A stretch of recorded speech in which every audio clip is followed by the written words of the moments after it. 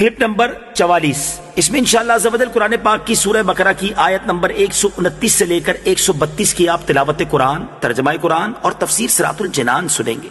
بسم اللہ الرحمن الرحیم۔ ترجمہ: اللہ کے نام سے شروع جو نہایت مہربان رحمت والا ہے۔ ربنا وابعث فیہم رسولا منہم یتلو علیہم آیاتک ویعلمہم الکتاب والحکمت ویزکیہم انک انت العزیز الحکیم۔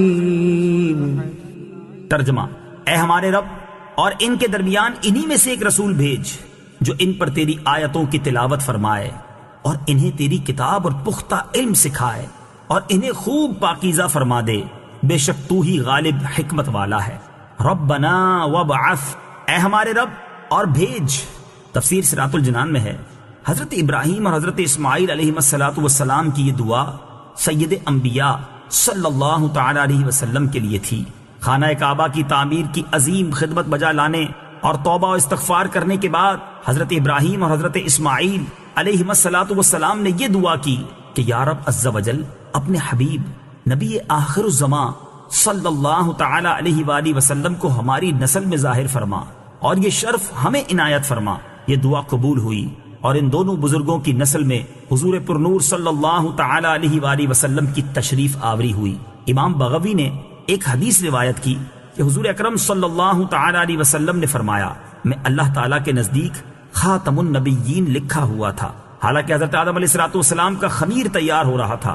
میں تمہیں اپنے ابتدائے حال کی خبر دوں، میں دعائے ابراہیم ہوں، بشارت عیسیٰ ہوں، اپنی والدہ کے اس خواب کی تعبیر ہوں جو انہوں نے میری ولادت کے وقت دیکھی، اور ان کے لیے ایک بلند نور ظاہر ہوا جس سے ملک شام کے ایوان اور محلات ان کے لیے روشن ہو گئے۔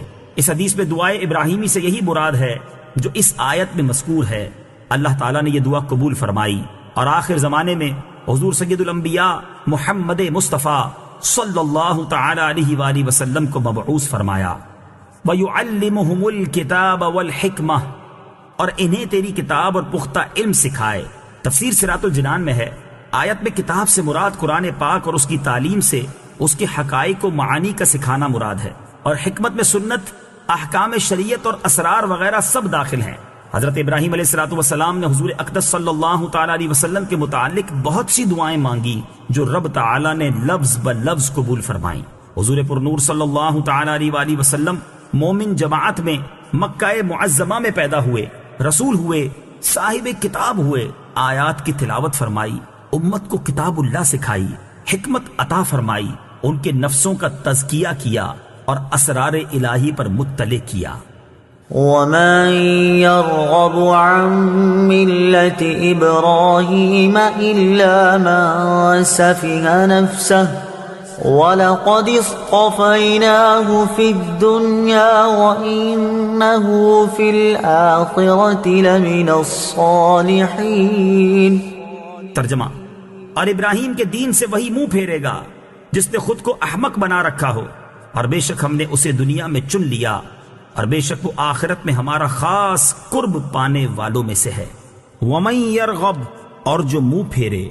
تفسیر صراط الجنان میں ہے علماء یہود میں سے حضرت عبداللہ بن سلام رضی اللہ تعالی عنہ نے اسلام لانے کے بعد اپنے دو بھتیجوں مہاجر و سلمہ کو اسلام کی دعوت دی، اور ان سے فرمایا کہ تم کو معلوم ہے کہ اللہ تعالیٰ نے توریت میں فرمایا ہے کہ میں اولاد اسماعیل سے ایک نبی پیدا کروں گا جن کا نام احمد ہوگا، جو ان پر ایمان لائے گا وہ کامیاب ہے اور جو ایمان نہ لائے گا وہ ملعون ہے۔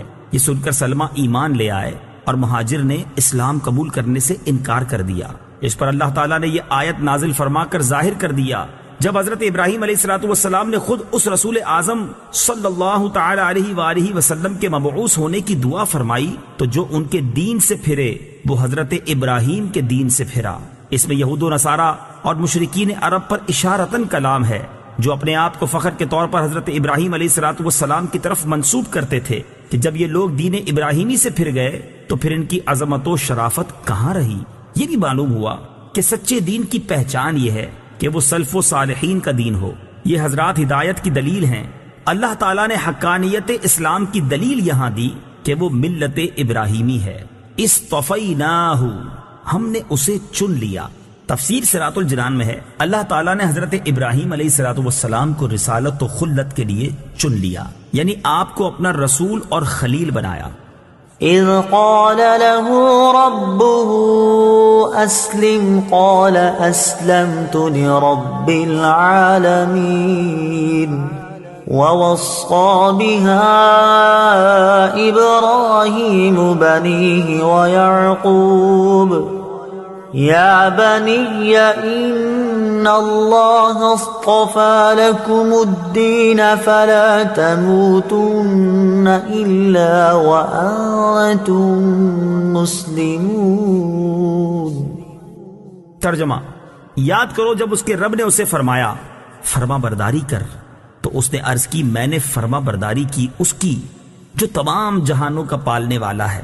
اور ابراہیم اور یعقوب نے اپنے بیٹوں کو اسی دین کی وصیت کی کہ اے میرے بیٹو، بے شک اللہ نے یہ دین تمہارے لیے چن لیا ہے، تو تم ہرگز نہ مرنا مگر اس حال میں کہ تم مسلمان ہو۔ ووصا، اور وصیت کی۔